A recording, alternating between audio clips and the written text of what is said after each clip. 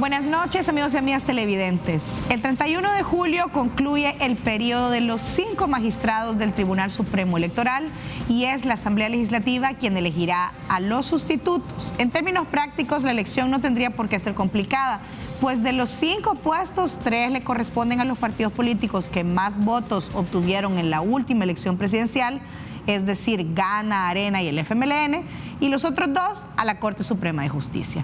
Gana, además, por haber ganado la última elección presidencial, le corresponde la presidencia del TSE. Entre estos magistrados que actualmente están al frente del tribunal, tenemos esta noche, y vamos a hablar con él, con Miguel Ángel Cardosa, quien es nuestro invitado. Antes de iniciar el programa, sintonícenos también a través de la fanpage del Canal 33. Saludo a Ana Gerard. Ana, buenas noches. Buenas noches. Y el magistrado Cardosa además busca la reelección. Magistrado, buenas noches. Magistrado, bienvenido. Sí. Gracias, Francesca. Ana, buenas noches. Un saludo a todas las personas que están pendientes del programa.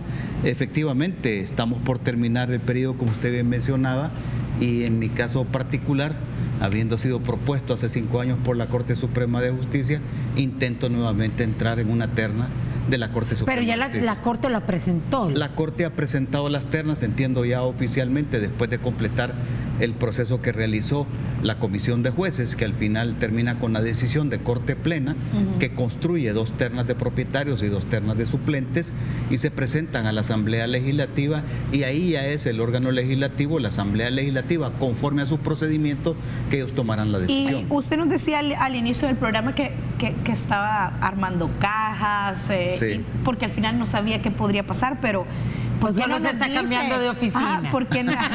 Sí. ¿Por qué no nos dice o le dice a la población por qué Miguel Ángel Cardosa debe seguir en el TSE? Bueno, esa es una pregunta interesante. Me la hice un par de veces, si seguía o no seguía. Con ustedes compartí alguna vez en los programas el estrés que se ha significado estar preparando las elecciones. Más de alguna vez que ustedes me entrevistaron aquí compartimos eso. Pero en una transición que ha vivido el país, porque hay que retrotraernos a los acuerdos de paz, la conceptualización que hicieron los firmantes de los acuerdos de paz del Tribunal Supremo Electoral que estaban diseñando, partieron de la idea de que era un autocontrol de los partidos políticos que era necesario y por lo tanto los partidos participaban en el Tribunal Supremo Electoral y consideraron conveniente que 2 jueces, 2 abogados que vinieran, porque cumplimos los requisitos de ser jueces, que vinieran de la Corte Suprema de Justicia, controlaran la legalidad de las actuaciones del tribunal que iba a estar en manos de los partidos políticos. Efectivamente, ese esquema se ha mantenido aun y cuando todas las sentencias de sala constitucional, que más para el contrario, las sentencias de sala han ido en la línea de profesionalizar e independizar todo el tribunal, incluyendo los 3 de los partidos políticos por esas sentencias de la no filiación partidaria, porque a los que venimos de la Corte, la Constitución nos obliga a que no tengamos ningún tipo de relación con los partidos políticos. En ese sentido, estas transiciones que ha tenido el Tribunal Supremo Electoral, que a la larga es el que administra el sistema electoral y administra las elecciones, pues he podido ver en primera persona las transiciones y lo importante que en este momento se vuelve necesario que experiencia se mantenga en el tribunal. De hecho, en alguna ocasión yo he lanzado la propuesta y creo que es importante que se tome en cuenta, si no para esta ocasión, sino para otra, que debería de haber las elecciones de los magistrados del Tribunal Supremo Electoral deberían de ser escalonadas.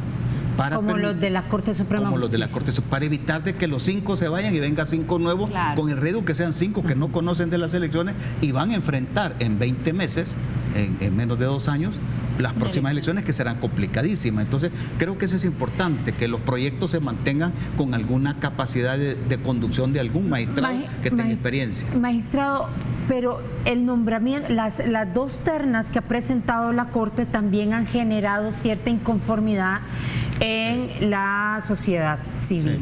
Sí. Tenemos ISD, Acción Ciudadana, el abogado Enrique Anaya, diciéndole a la Corte, repita la elección porque, y lo cito, no hubo deliberación y votación pública. Sí.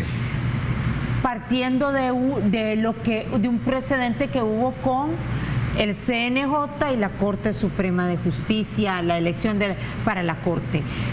¿Qué opina? Porque entonces lo afectaría Sí, desde luego, soy un tercero afectado en esa demanda que plantea el abogado Enrique Anaya. Sin embargo, como profesor de Derecho Administrativo, hoy se los expliqué a mis alumnos en la clase de la tarde, pues todo acto administrativo que dicta cualquier administración pública, y en ese sentido la Corte Suprema de Justicia no es la excepción, debe estar debidamente motivado, debe de contener las razones por las cuales la Corte se inclina a favor de uno o en contra de otro. ¿Por qué, como se lo escuché a alguna gente de la sociedad civil, por qué de 46 deciden terminar en 18 y alguien dijo después fueron 19 y después se deciden 6 sí y 6 no? ¿Cómo es que ocurre eso? O sea, realmente el acto tiene que estar motivado. Deben de existir las razones y las razones deben de estar escritas en algún lugar por las cuales los magistrados se decantan. Yo creo que eso lo han de haber hecho los magistrados, porque hay muchos magistrados del contencioso y del constitucional que saben que eso es una obligación. En teoría tendría cualquier ciudadano, a través de la ley de acceso a la información, venir y decir, bueno, quiero las actas de Corte Plena donde eligen esas dos ternas. Sí, correcto. ¿Y cuáles fueron los criterios que aplicaron? ¿Usted sabe cuáles fueron los criterios que aplicaron? ¿Se ha dado a la tarea de entender? En alguna ocasión entendí yo que el primer corte grande que hicieron de 46 a 18 o 19 se debió, que se prefirió a los que tenían alguna experiencia electoral, que habían sido empleados o que tenían algún conocimiento, habían estudiado, tenían estudios electorales, y que eso fue la principal razón por la cual se decantaron. No lo he podido confirmar, no he visto eso por escrito. Sin embargo, en la demanda de Enrique Anaya sí vale la pena rescatar dos cosas. Una es, el acto tiene que estar motivado. La otra es si la deliberación tiene que ser pública o no. En mi experiencia en los sistemas electorales, muy pocas Cortes Supremas deliberan en público. No sé, esta Corte nunca ha deliberado en público. Algunas veces he visto yo, como en el caso de la Suprema Corte de México, que deliberan en privado, pero la exposición de sus motivos es pública. O sea, hace una deliberación privada y salen al público ante las cámaras, y cada magistrado está leyendo la razón por la cual se decanta por una decisión o por magistrado, otra. Pero usted no debería ya de haber como indagado a fondo, porque al final del día este tipo de señalamientos no siente que vienen como a empañar su candidatura, pues, porque hay problemas de transparencia que no son achacables a los que participamos en los procesos, son achacables a las instituciones que son los responsables de llevar adelante los procesos. Yo entendería que en este caso, lo que pasa es que también hay que decir que en el caso de la demanda de Enrique Anaya, es que ya hay un precedente, como usted bien lo mencionaba, hay un precedente en el caso del CNJ, ¿verdad? Sí, en el caso del CNJ, que el CNJ en aquella ocasión tuvo que repetir todo el proceso de elección por decisión de Sala de lo Constitucional. Hay un precedente que obligó incluso al CNJ a hacer entrevistas públicas y deliberaciones públicas, y las tuvieron que hacer. Entonces, ese es un actuar de la administración que debe de cumplir ciertos requisitos. Claro, los que estamos sometidos a esos procesos nos vemos afectados o no. Pero cabe la posibilidad que venga la Asamblea, claro, estamos a semana y media que termine, a 8 días que termine julio, que venga la Asamblea y diga, no, definitivamente no acepto las ternas de la Corte, ¿Qué pasaría? Repítalos de acuerdo a lo al precedente que ya se sentó. Sí, pudiera ocurrir eso, pudiera ocurrir también que la Sala decida revisar en estos días el caso por la urgencia de los plazos y decida tomar alguna decisión, si toma alguna medida cautelar o decide rechazarla. O sea, sí estamos a la espera de lo que diga especialmente la Sala. Pero la Corte puede venir y decir, vaya, miren, les voy a explicar y les voy a razonar por qué elegimos a estas 12 personas, porque son propietarios y suplentes, ¿verdad? Sí. Por ejemplo, si la Sala, porque aquí hay que separar la Sala de la Corte Plena. Ajá. Esta es una decisión de Corte Plena. Cierto. Pero está conociendo la Sala, sin duda, con exclusión de los magistrados que participaron en la decisión en Corte Plena. O sea, en buena medida serán los suplentes de Sala Constitucional que tendrán de conocer del caso. Ahora, ellos en principio pudieran tomar la decisión de mandar a oír a la Corte Plena para que informe si efectivamente están los razonamientos por los cuales decide hacer la decisión de esa manera. Y probablemente Corte Plena los tenga y dirá, sí, aquí están. Y el caso pudiera llegar hasta ahí, tomar una decisión. ¿Y qué significaría que la Asamblea no elija a tiempo? a los Bueno, magistrados, ¿no? tiene dos significados. Uno inmediato, que es el poner en complicación administrativa a la estructura de funcionamiento del tribunal, porque no habría quien pague, no habría quien tome decisiones. En ese caso, la Asamblea debería tomar un transitorio y decir que encomiéndase al gerente general, al secretario general, que tome la providencia para que se puedan pagar los salarios a los empleados y cumplir los compromisos inmediatos y urgentes que tenga la institución. Y luego hay una afectación más a mediano plazo, que es la preparación de las elecciones, que estamos para el 2021. Y en marzo del próximo año estaríamos a un año. ¿Se afecta mucho el calendario con ese retraso? Afecta el calendario porque parte de las decisiones que el tribunal ha venido tomando son, por ejemplo, en el caso de la transmisión de resultados, que el tribunal desde la presidencial asumió por sí la responsabilidad. Y en nuestro parecer, y hay consenso en el colegiado, esto debería convertirse en un programa permanente. Ya no un programa que contratamos una empresa 6 meses antes y que cada vez que va a haber elecciones le ponemos atención a ese tema. No, permanentemente debe haber un equipo de programadores, estar trabajando los programas y adaptándolos a las necesidades. Magistrado, antes de hablar a detalle, porque sí queremos hablar de lo que son las elecciones 2021, mientras, para cerrar el tema de su candidatura, mientras que haya una resolución de la Corte en este tema, aunque usted sea parte de la terna de la Corte, hay una decisión política que decide sí o no, usted se reelige. Sí. ¿Qué tipo de lobby está haciendo? ¿Cuál es su estrategia para lograr esos votos? Porque es mayoría calificada, ¿verdad? 56. Fíjese que la Constitución establece realmente dos caminos distintos para elegir un Tribunal Supremo Electoral, que a la larga terminamos haciendo lo mismo. Un camino que siguen los que proponen los partidos políticos, que eso es lo más fácil, porque los partidos políticos se ponen de acuerdo, los consensan y con 43 votos se pueden elegir. Y otro camino que seguimos los que vamos por la Corte Suprema de Justicia, que tenemos que ser sometidos a un proceso en Corte Suprema para participar en la terna y luego saltar a la instancia política, como usted bien decía, en los cuales los partidos políticos tomarán una decisión bajo la lógica política precisamente. Ahora, ahí lo tienen que hacer con 56 votos. En el caso de los magistrados, se necesita mayoría calificada. Insisto, aquí uno somete a consideración el perfil y uno espera que el perfil sea casi con el mismo perfil que los pero políticos siempre hay tienen. algún tipo de... Sí, Ana, perdón que te interrumpa, empecé el acoso. Vamos a ir a la primera pausa comercial, ya volvemos.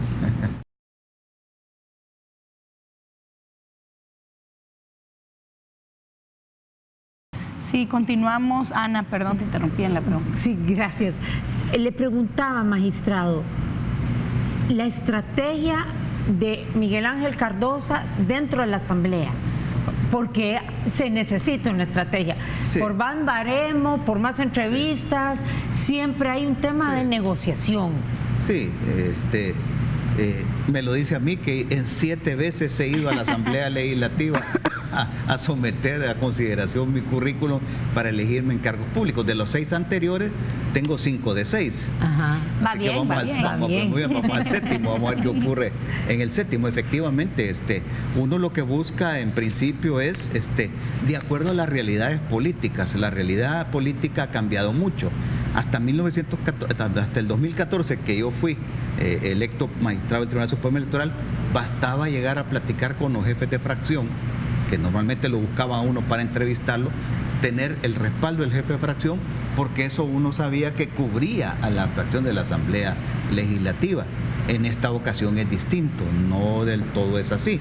Entonces uno tiene que, han aparecido otros tipos de liderazgos alrededor de la Asamblea Legislativa, en los cuales uno tiene que buscar el representativo de diferentes liderazgos, especialmente en partidos como Arena, donde uno encuentra diferentes. Que hay mucha independencia. Está dejando entrever que usted está haciendo algún tipo de lobby, digamos, no sé, qué tipo de no sé, pues que el lobby lo tenés que hacer de alguna forma, ¿no? He tenido que entrevistarme con algunas personas de partidos políticos.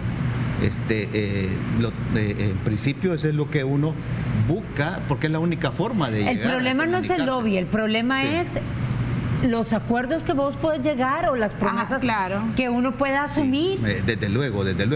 Por eso resalté la característica del magistrado que viene del Tribunal Supremo Electoral, de la Corte Suprema de Justicia para el Tribunal Supremo Electoral, porque ese es el que tiene que ser verdadero juez, el que tiene que ser profesional, que la ley le obliga a que sea un profesional del derecho, que conozca de la legislación y además tiene que ser independiente, porque va a hacer ese balance en los partidos políticos. ¿Y usted siente, magistrado, que después de 5 años el conjunto de los 5 magistrados del TSE realmente reflejaron independencia?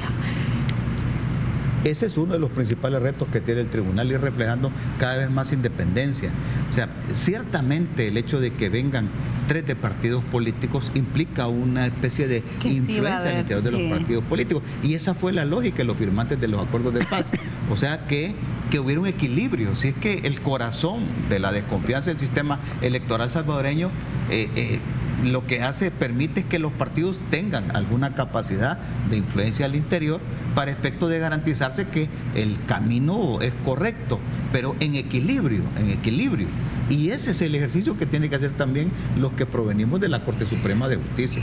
Pero hubo tal equilibrio porque lo que más uno recuerda de este TSE es esa constante pugna a través del presidente actual, que es don Julio Olivo, contra los magistrados de la Sala de lo Constitucional. De hecho, en una apertura de elecciones, creo que fue la del presidente, hizo un discurso que no tenía nada que ver con el proceso, entonces más bien parecía aquello como un choque de poderes. Sí. Ciertamente fue así y normalmente en varias ocasiones salimos magistrados diciendo no es del todo una posición institucional, es la posición del presidente. En muchos casos lo aclaramos eso. Efectivamente el tribunal también en esta ocasión, quizás por el hecho que todos éramos abogados de la República, vivimos un poco más las diferencias, lo cual es normal y es hasta sano en organismos colegiados que existan esas diferencias. Al final tomábamos una decisión y es en la cual todos teníamos que acompañarla. Y hablando de decisiones, ustedes este mes se reúnen con la Comisión Electoral de la Asamblea Legislativa y le hacen ver una necesidad de reformas electorales. Sí. De cara a la elección 2021, que es la de alcaldes, diputados, parlacen, consejos municipales, ¿cuál es la reforma más urgente? Sí. Bueno, a la Asamblea Legislativa lo que hicimos en esa reunión conjunta con la Comisión de Reformas Electorales fue cerrar un proceso que el tribunal había abierto de evaluación de los diferentes eventos electorales que nos permitieron con diferentes actores de la sociedad civil y la academia y los mismos partidos políticos ver cuáles habían sido los problemas y hacia dónde pudiéramos entrar las posibles soluciones. Y pues lógicamente eso tendría que entregársele a la Comisión de Reforma. Ahí hay reformas porque en el caso del sistema electoral salvadoreño es imposible por los tiempos electorales que podamos ir actualizando el sistema con reformas inmediatas. Casi todas son inmediatas. Sin embargo, hay muchas de largo plazo que implicarían una especie de reforma que la pudiéramos hacer de manera escalonada para que pudiéramos lograr tocar algunos puntos importantes, porque si no nos quedamos solamente con los urgentes. Pero eso, ¿qué tanto beneficia a la población? Sin embargo, los urgentes, porque también se le planteamos los urgentes, un tema que es urgente revisar es, primero, si se va a cumplir o no la sentencia de Sala Constitucional que obliga al voto desde el exterior para diputaciones y alcaldías. Ese es un punto fundamental que se les planteó. Consejos. Sí, para consejos municipales y diputados. Ampliar el derecho del voto desde el exterior de los salvadoreños, a ver si eso va a ser o no a pesar que es bien caro, es extremadamente caro y el presupuesto del pues sí, pero ya hay una orden de la Corte Suprema, bueno, de la Sala de lo Constitucional. Es caro y estamos hablando de salvadoreños en el exterior que anualmente nos hacen llegar 5.000 millones de dólares y que en buena medida sostienen la economía del país. O sea, no es posible, oigo a alguna gente hablar, incluso decir que cómo vamos, si sale un voto muy caro. Pues sí, pero estamos hablando de salvadoreños en el exterior, que tienen ya lo hicieron para las elecciones presidenciales y hicimos un salto cualitativo entre el 2014 y el 2019, hoy hubo más calidad de voto. el voto fue más calificado, votó, si bien es cierto, se empadronaron menos gente, pero votó más. O sea, hubo mayor calificación en el voto, o sea, mejoramos ese mecanismo y pudiera ir mejorándose. Claro, cuando uno habla de votos del exterior, de las comunidades de los salvadoreños del exterior, hay varias instituciones que tienen que participar. No solo es responsabilidad del Tribunal Supremo Electoral, como se lo he escuchado incluso a algunos diputados, incluso al diputado independiente que lo dijo, el tribunal es responsable. Mire, perdone, hay otras instituciones, por ejemplo, ¿quién maneja la relación de los salvadoreños en el exterior? Cancillería. Cancillería. Ellos son los responsables de promover el voto del exterior, no es el tribunal, No, porque el tribunal sí no tiene presupuesto para hacer propaganda. El tribunal no tiene presupuesto, y maestro. mucho menos para hacer propaganda en el exterior. No lo podemos hacer, entonces hay que coordinar con ellos. Mientras mantengamos el sistema de voto por correspondencia, porque pudiera haber voto presencial, pudiera haber voto por internet, El Salvador optó por voto por correspondencia, necesitamos la colaboración directa y estrecha De Cancillería. de Cancillería primero y después de Correos del Salvador. Pero es de suponer que en un proceso electoral todo el Estado se pone en función del proceso. Claro. Se supone, usted lo dijo muy bien, se supone eso, no siempre es así, porque siempre el No Estado... fue así en este caso. Las en esta instituciones ocasión. voltean a ver al tribunal como que dice usted es el que tiene el dinero.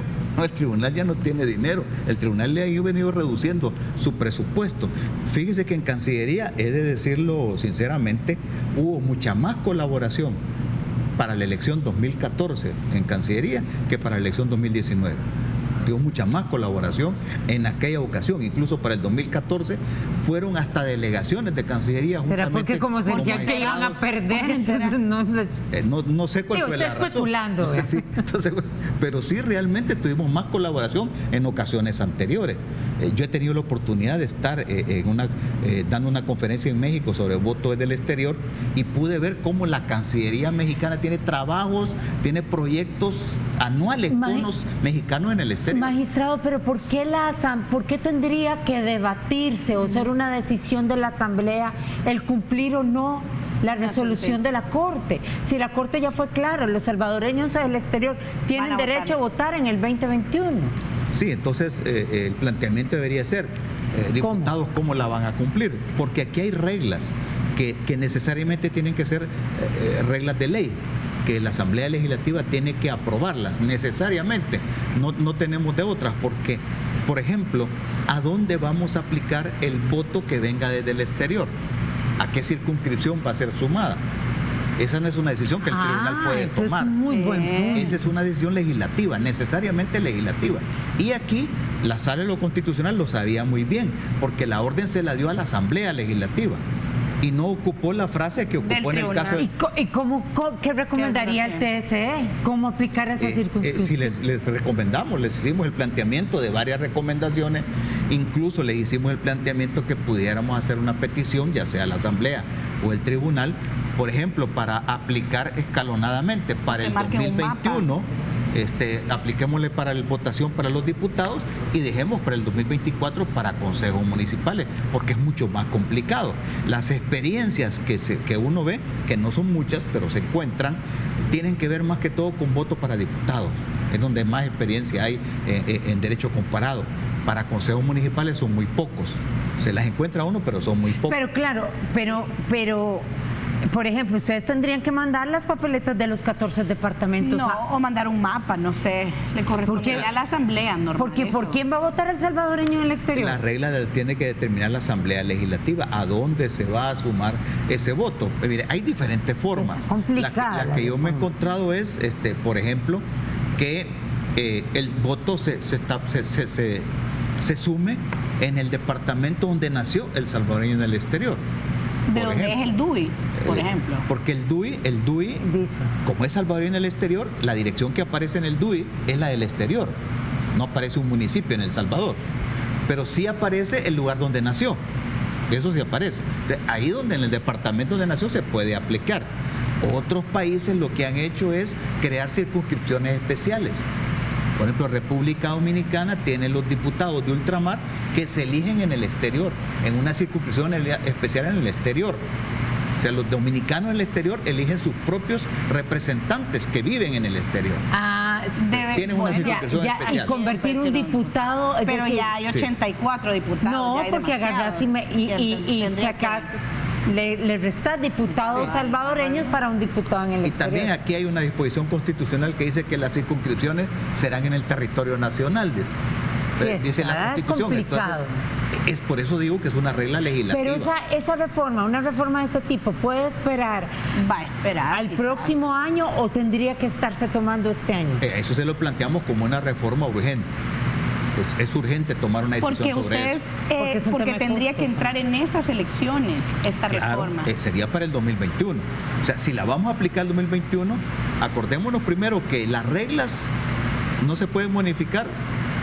De aquí hasta marzo se pueden modificar. De marzo en adelante ya no se pueden modificar. De aquí a marzo del próximo año. La ventana de oportunidades es de aquí a marzo Del próximo año, para hacer reformas. 2020. 2020. Correcto. Vamos a ir a una nueva pausa comercial. Estamos registrando una fuerte lluvia aquí en la colonia Escalón, por si escuchan algún problema de audio. Ya volvemos.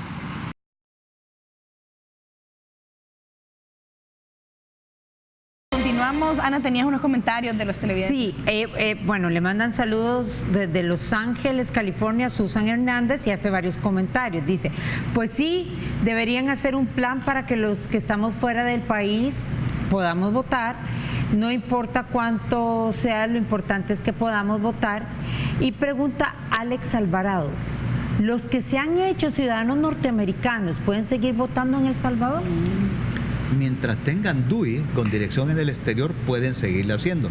Hay que recordar que nosotros mantenemos la doble, somos de los países la que doble permiten la doble nacionalidad. Solo que Estados Unidos sí no permite la doble nacionalidad, porque usted renuncia a su nacionalidad. Pero si ellos tienen su pero si DUI, tiene- Bueno, si lo se tiene puede. DUI. Ahora, magistrado, otro tema en el tema de las reformas, se ha contemplado el tema del financiamiento de los partidos políticos. Yo sé que ya se han dado se han dado Bueno, avances. sí. Pero además de los partidos políticos, en la elección pasada fueron candidatos los que se lanzaron. ¿Qué pasa con el financiamiento de los candidatos? ¿Cómo se está regulando que individualmente Francesca reciba un dinero bien habido? pues fue de los puntos que también se le plantearon a los diputados como una posible reforma. Primero, el tribunal ha propuesto y ha solicitado los fondos necesarios para crear una oficina de fiscalización con personas especializadas, ya que nos permitan tener personas dedicadas expresamente a eso, porque ahora lo que hacemos es crear comisiones especiales para revisar los expedientes, sacamos agentes de otras áreas para poderlos revisar, crear una oficina, y en el tema específico de posibles reformas, esa era una de ellas, que cómo ampliar la posibilidad de poder vigilar también, controlar el financiamiento que tengan los candidatos directamente. ¿Qué sugiere el TSE? Que eso se habilite en la ley también para que candidatos puedan recibirse. Pero y de cuando hecho dice lo controlar, hacen. ¿cómo qué O sea, sería, candidato? el Tribunal Supremo Electoral lo que hace es que recibe anualmente el balance de los partidos políticos y donde aparecen los ingresos que ha recibido. Aquí pudiera optarse porque si candidatos reciben dinero, se le obligue también a los candidatos a presentar cada vez que recibe dinero un balance de lo que gastan en cada campaña. O pudiera obligarse que los candidatos estén en obligación por ley de informarle al partido político y que el partido puede abrir partidas especiales para llevar los controles de sus candidatos. Pero ¿cómo controlan ustedes? ¿Se controlaría que el candidato realmente sea honesto?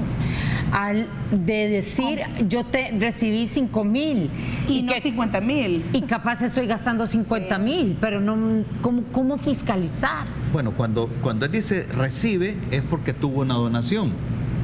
Si hubo una donación, nosotros siempre le pedimos a los partidos, lo hacemos, que nos manden los formularios donde se informaron las donaciones, que por ley están obligados de informarlo al Ministerio de Hacienda.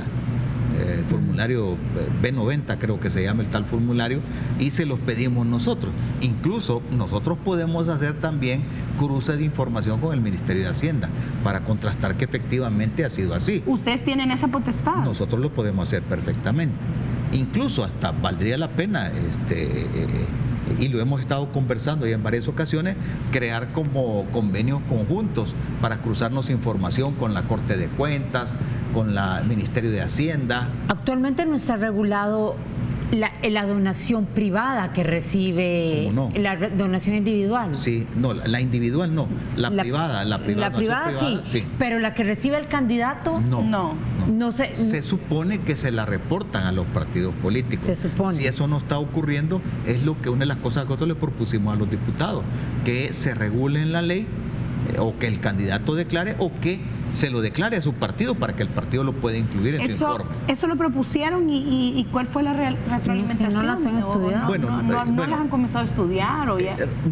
Tuvimos toda la mañana juntos, la verdad que tuvimos mucha retroalimentación y discusiones en temas como por ejemplo la separación de funciones del Tribunal Supremo Electoral, el voto cruzado, voto fraccionado o el uso de tecnología, que también es una reforma que se le propuso para el 2021, cómo contar el voto fraccionado, porque el tema al final es el voto fraccionado, sí, o la obligación de ley para poder introducir tecnología, con lo cual implicaría algunos ajustes de la ley que nos permita tener tecnología en la mesa, si ese es, o tecnología en los centros de votación para contar, o ya sea las actas y transmitir las actas, o poder contar la papeleta, contar el voto, como lo habíamos propuesto nosotros con los primeros escáneres coreanos que íbamos a traer, que eran cuentapapeletas. Que al final no se usaron y ni se trajeron, ¿verdad?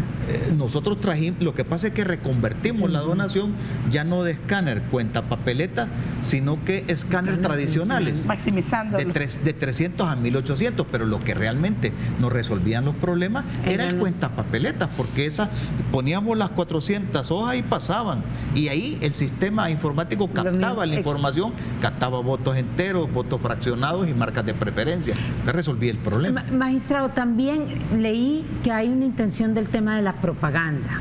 Sí. ¿En qué vía?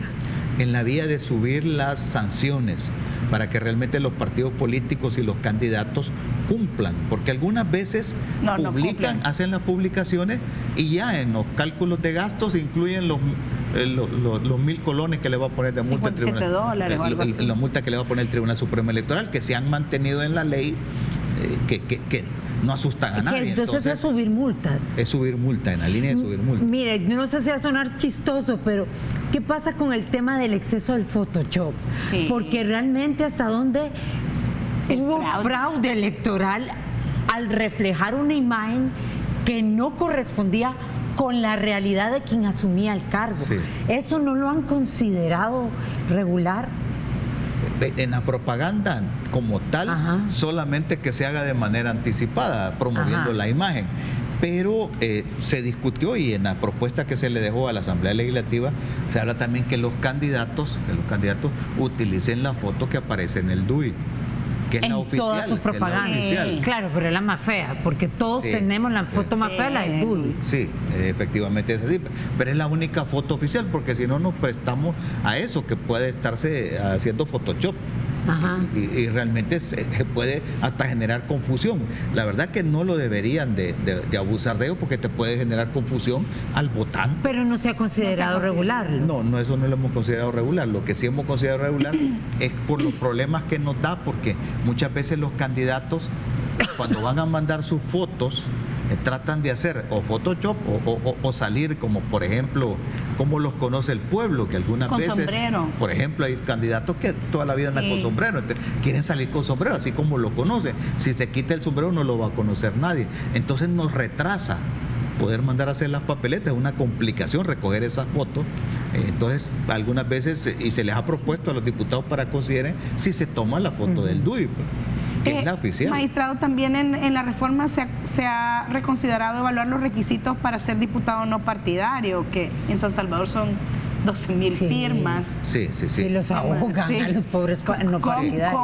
¿Cómo se fomenta más la participación de no partidarios con este tipo de requisitos tan severos? Bueno, en el caso de los no partidarios, ya cuando nos reunimos con la Asamblea Legislativa, ellos ya han tomado una decisión, ya revisaron el tema de los no partidarios y cambiaron algunas cuestiones que nosotros aplicamos, porque no había una regulación expresa, y aplicamos directamente la sentencia de la sala que nos obligó, por ejemplo, a darle tratamiento de lista. Y gracias al tratamiento de lista, porque se sumaron las aportaciones que daban los 4, lograron obtener un escaño y después nos fuimos a revisar quién es el que tenía más marcas de preferencia y era Leonardo. Y también la sala los obligó a aceptar que a los no partidarios compartieran firmas. También la sala obligó, porque el tribunal inicialmente había rechazado el que compartieran firmas. Entonces se fueron en un recurso de amparo y como... ¿Pero le parecía lógica esa posición a usted? Yo no estuve ese día en esa sesión, pero sí recuerdo haberles comentado a los compañeros que corríamos el riesgo que viniera a la sala y dijera con una medida cautelar, permitan que compartan la firma, lo cual así fue. Así Yo sé ocurrió. que ustedes... Ana, perdón, vamos a ir a la última pausa del programa, ya volvemos.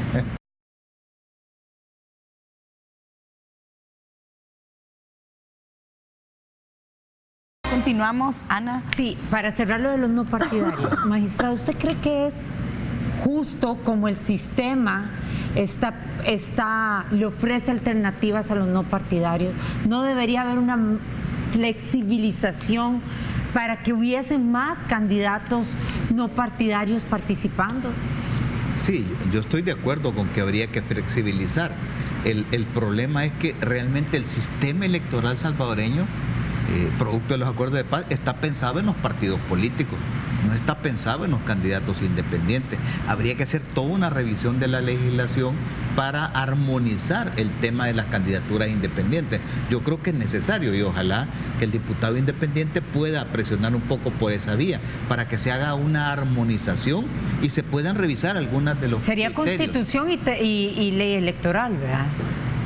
Sí, serían los dos, pero es para poderle dar cobertura constitucional al tema, porque ahorita no lo tiene, no la tiene, incluso por el contrario, choca un poco con el artículo 85 que habla que la forma de llegar al poder es a través de los partidos políticos.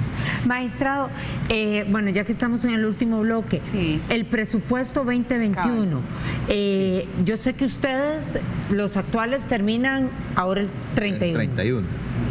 ¿Tienen definido un presupuesto o van a esperar que venga el nuevo TSE y en un mes decidan cuánto es el presupuesto 2021 para presentarlo a Hacienda? Nosotros hemos dejado un proyecto de presupuesto para el año 2020, el ordinario, lo que incluye algunos proyectos nuevos que permiten ir preparándonos para las elecciones, como el tema de la transmisión de resultados.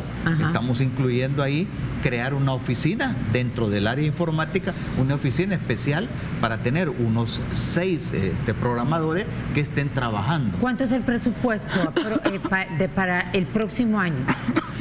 Ahí estamos pidiendo nosotros un refuerzo presupuestario. ¿De cuánto? Lo que pasa es que el Tribunal Supremo, cuando hable de su presupuesto, hay que aclarar, porque ahí va incluido el presupuesto del RNPN y el presupuesto de la Junta de Vigilancia y el que es propio del Tribunal Supremo Electoral. Nosotros estamos pidiendo, si mal no recuerdo, 15 o 16 para el Tribunal Supremo Electoral exclusivamente para permitir hacer la oficina de fiscalización de los partidos políticos, la oficina de transmisión de resultados, la oficina de archivos institucionales, que es obligación de ley, y cubrir una deuda que tiene el Tribunal Supremo Electoral, que hay que honrarla, que es la deuda que hizo otro organismo colegiado, por el cual se compró un terreno donde está la Dirección de Organización de Elecciones, el que está camino en San Marcos. Es de 2 millones y algo aproximadamente, que ya incluso hay una sentencia de tribunal y que nos obliga a ponerlo en el presupuesto para poderlo incurrir en ese gasto. Por aclaración para los televidentes, aunque el próximo año no es electoral, es preelectoral. Y ustedes sí necesitan un presupuesto para ir preparándose para marzo. Es más, en la reunión con los diputados de la Comisión de Reformas Electorales también discutimos el tema de los presupuestos y les dijimos que ya no era productivo y que más bien había que modificarlo el hecho de que 6 meses antes de cada elección se nos diera un presupuesto especial y que más bien se nos permitiera en años preelectorales preparar algunos gastos con tiempo, porque incluso nos ocurren cosas como que a última hora llega el dinero, ya ni siquiera podemos hacer licitaciones, hay que hacer contrataciones directas porque ya no hay tiempo para hacer licitaciones. Y esos requerimientos que usted está pidiendo, me imagino que deben de ser aprobados porque es una elección bien compleja la del 2021 que viene Parlacen, consejos municipales, el voto del exterior, los diputados. Si no, ¿qué pasa? Si no la elección, ¿qué pasa? Mire, elecciones en términos generales van a haber, o sea, elecciones tenemos ya un esquema que permite que funcionen las elecciones, solo que la calidad y la tecnificación o la modernización de la elección no se logra, se va retrasando, porque sí vamos a poder hacer las papeletas, sí la gente va a poder votar, no probablemente la dificultad para contar esa misma noche, pero vamos a tener 15 días o un mes para contarlo. Eso puede ocurrir, pero la calidad de la elección es la que va bajando. En la elección última de alcaldes y diputados, vea lo que pasó con el famoso script. Es cierto. Sí. Que casi que se dieron por ganadores quienes habían perdido. Y esperamos que no se contrate esa empresa, ¿verdad? Por eso estoy diciendo, nosotros estamos pensando, lo que estamos planeando, que ya lo hicimos en 2019, es que el tribunal lo haga directamente. Ahora, es importante recordarle a los candidatos, y yo lo dije para la presidencial, nadie se puede declarar ganador esa noche, sino que hasta que el Tribunal Supremo Electoral confirme los resultados. Y muchos diputados con lo que estaba saliendo ya daban pecaron por inocentes, hasta fiestas organizaron, sí. Sí, pecaron, porque tenían que esperar que se sumaran las actas en el escrutinio final para ver si realmente eran diputados o no. Pero entonces en el mundo ideal lo que ustedes quisieran es un presupuesto donde ya tengan ustedes todo el equipo para contabilizar votos. Sí, porque... Y ya no tengo que licitar, ya no tengo que pedir donaciones. Tener los 16 millones líquidos. Por lo menos, para empezar a trabajar ya y que tener anticipadamente, porque por ejemplo, si a marzo se define una forma de contar el voto cruzado, si no se modifica, o si imaginémonos que no se modifica, si no se modifica el voto cruzado, ya sabemos que, y no sea ninguna reforma de ley, sabemos que tiene que haber un acta escrita que se va a tener que escribir a mano y que vamos a tener que tomar imágenes de ahí para transmitir a un CNPRE, donde debemos de tener un software que nos permita sumar y totalizar ahí mismo. Entonces nos preparamos para eso. ¿Pero por qué quieren modificar el voto cruzado? No, la forma de contar. La forma de contar, no desaparecer el voto de fracción. No. Ok. O sea, el problema no es el voto cruzado. La fracción. Yo lo dije, el problema es el voto fraccionado. El pedacito. ¿Qué es la fracción? ¿Cómo se suma la fracción? Acláreme algo, para Parlacen, para ¿va a haber voto cruzado? Mire, yo personalmente tengo una opinión personal al respecto. Mire, el tema del voto cruzado, la intención fue mejorar la relación representante-representado, que el ciudadano supiera por quién estaba votando, porque me iba a representar en la Asamblea Legislativa. No tengo la misma relación con el Parlacen.